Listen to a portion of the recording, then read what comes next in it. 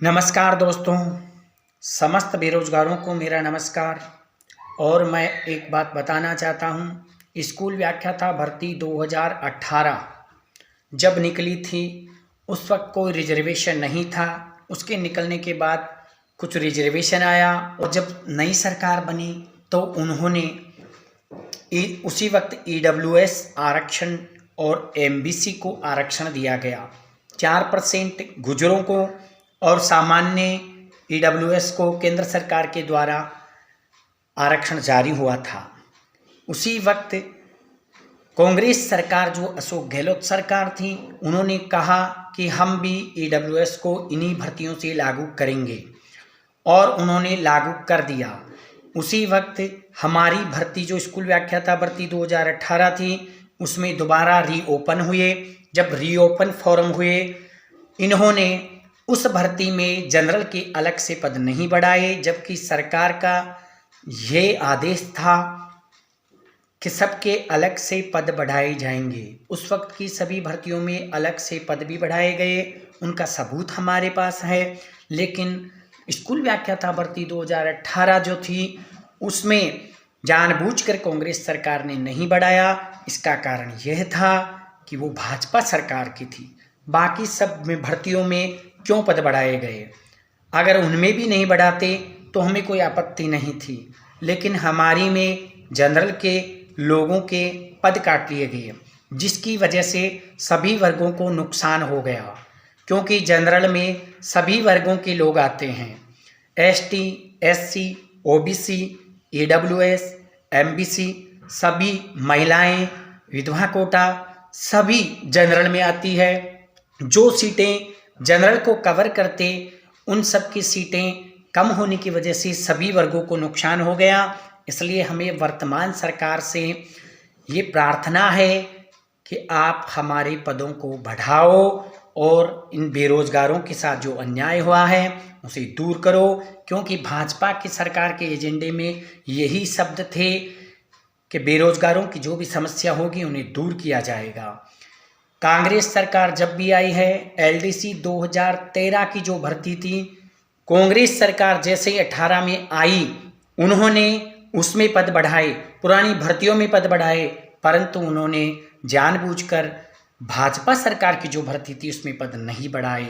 इसलिए मेरी आप लोगों से प्रार्थना है कि ये सरकार इन बेरोजगारों की सुने और इन पदों को आरक्षण से वर्गीकृत करके सभी वर्गों को फायदा दिया जाए।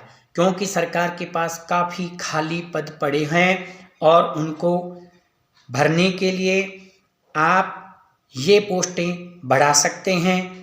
न्यायालय ने भी ये कहा था कि ये सरकार की इच्छा पर निर्भर करता है।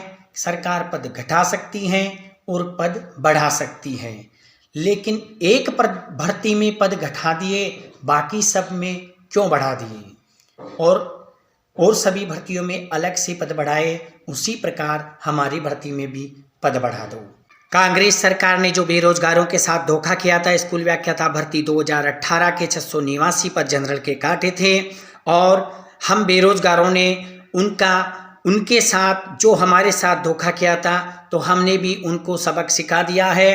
अब भाजपा सरकार से हमारी उम्मीद है, अब भाजपा अपने कथनी और करनी में सही निकलती है। जिस प्रकार आपने राम मंदिर बनाया, धारा 370 हटाई, उसी प्रकार इन स्कूल व्याख्याता भर्ती 2018 के बेरोजगारों की भी राहत देगी, हमें उम्मीद है। जिस प्रकार कांग्रेस ने धोखा किया स्कूल व्याख्याता भर्ती 2018 में, स्वयं सुजानगढ़ में कातर जनसभा के अंदर जो कांग्रेस के अध्यक्ष पद पर बैठे हैं, उनको शर्म आनी चाहिए। जिनकी खतनी और करनी में अंतर है, जिन्होंने गोविंद सिंह डोटासरा जी ने ये कहा था कि आदमी का बाप और बात एक ही होती है, और उन्होंने कातर जनसभा में इतने लोगों के सामने भी कहा था कि इन स्कूल व्याख्याता भर्ती के पदों को बढ़ाया जाएगा। लेकिन उनकी खतनी और करने में अंतर है। स्वयं गहलोत जी के सामने उन्होंने कहा था, और हम दोबारा जब मुख्यमंत्री कार्यालय में गए थे अभी, तो हमें फिर स्वयं गहलोत जी मिल गए। हमारा दुर्भाग्य था कि अब हमारा सौभाग्य है कि भजनलाल जी सरकार आई है। अब इनसे उम्मीद है, देखो हमारा काम कब तक होता है। भाजपा सरकार आने के बाद बेरोजगारों को एक उम्मीद और जाग उठी है कि भाजपा के शासित में जो वैकेंसी आई थी स्कूल व्याख्याता भर्ती 2018 की, अब उनमें शायद सरकार पद बढ़ा दे। इसी उम्मीद से हमारे जितने भी बेरोजगार थे, उन्होंने कर्णपुर विधानसभा में जो उपचुनाव हुए थे, उनमें स्वयं मुख्यमंत्री जी को भी हमने ज्ञापन सौंप दिया है और उप मुख्यमंत्री जी दिव्या कुमारी जी को भी हमने ज्ञापन सौंप दिया है।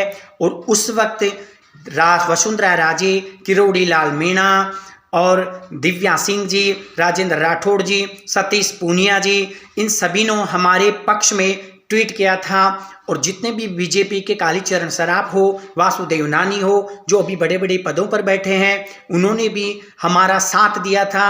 अब सत्ता इनके पास है और ये कलम भी इनके हाथ में है। इसलिए आपसे प्रार्थना है कि हे मुख्यमंत्री जी, हमारी मांग को स्वीकार करो और हम बेरोजगारों के साथ न्याय करो और हमें राहत प्रदान करो।